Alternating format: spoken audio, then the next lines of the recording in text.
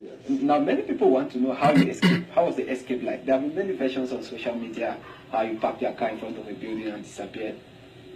I think it will suffice for me to say, and I will be coming back to the statement I just made.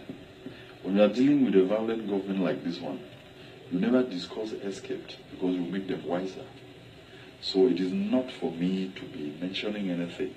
Suffice for you to know that I found myself in danger, the chase was on, and I took care of my safety.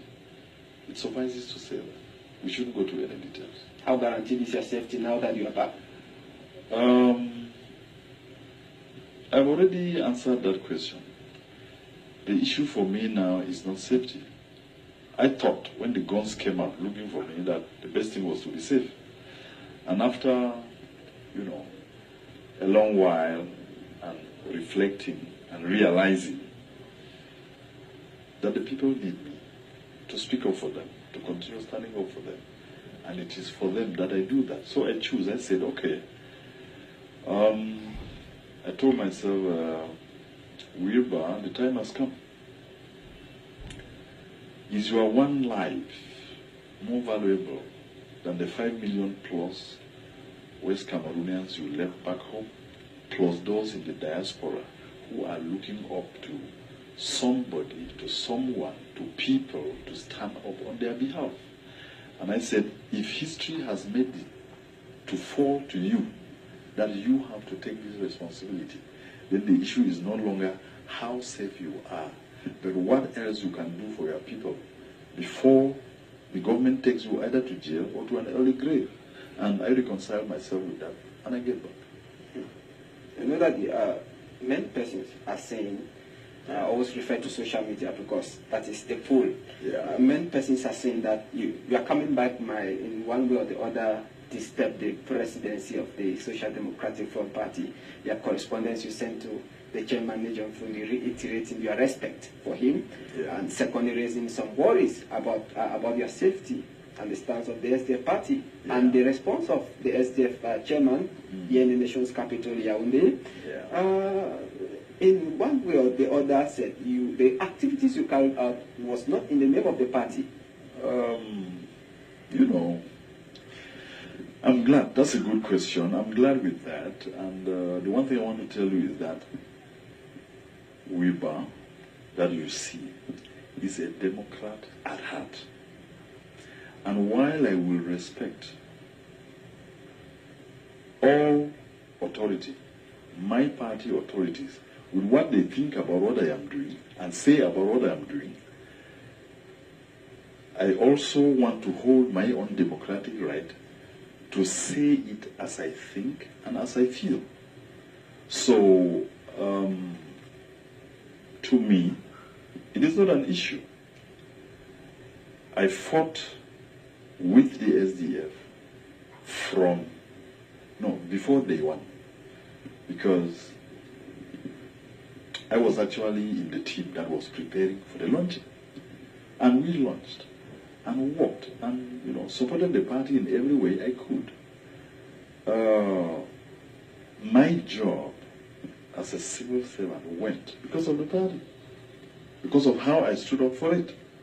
So, and I believed that we should be able to push things to a certain level. And I have sat back. I have never been in any other party position, party office.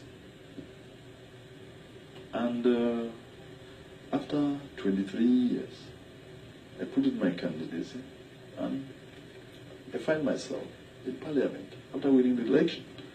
So if I come here and look for what I thought you could be able to bring forth that could bring profound change to your suffering people, and I find no other way, I concluded as a revolutionary that I will go ahead and say it how I see it, and say it how I think the people want it said. Even against parties. And I went ahead.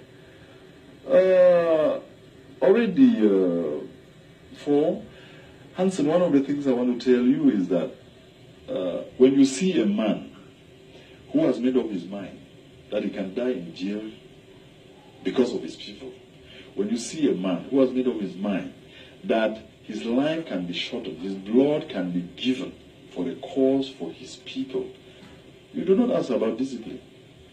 Because in that case, it will not matter to me if the party chooses to do anything to me. Because I am talking in the name of the people who sent me here to represent them. And I think that there is a profound problem in West Cameroon with our dignity completely taken away. Everything as we know it as West Cameroonian taken away with the pretext of, in quote, national unity. And we lose our identity. And we are subjected to this kind of oppression. As a result, it turns my stomach. In essence, the SDF has not been doing enough to stop this, what you're saying.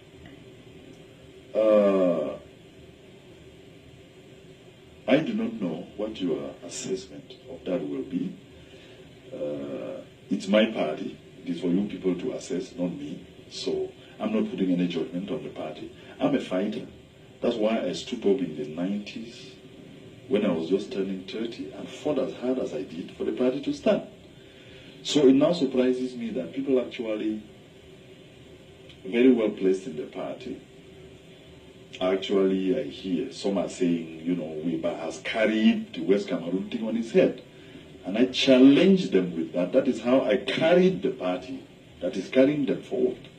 So there must always be people like me who can challenge the status quo, who can bring in the necessary change, who can move things forward. And I think that the suffering that our people have undergone in West Cameroon, the silence that has been held as a result, because silence perpetrates evil. If we can't start speaking up to it and even facing the dangers to our lives, nothing for our people will change. So I have chosen to do that, and I'm doing it. Okay. You are not afraid of Article 8.2, according to what you are saying. Now, what is the relationship between you and Major Mfundi, the national chairman of the party? When you say relationship, what do you mean? The relationship, like, is it cordial? Cordial. That's what it means, cordial. Because as I told you, I'm a practical Democrat. And what many people forget is that you don't actually need to like people before you work with them in the same political setup. Where you need to like people or love them before you have them is your home. You need to love your wife and children to have them in your home. So in a political setup, people people learn to come together with common goals. And people may look at those goals from different angles. The targets for achievement, they may set different, they may view it differently. So to me, working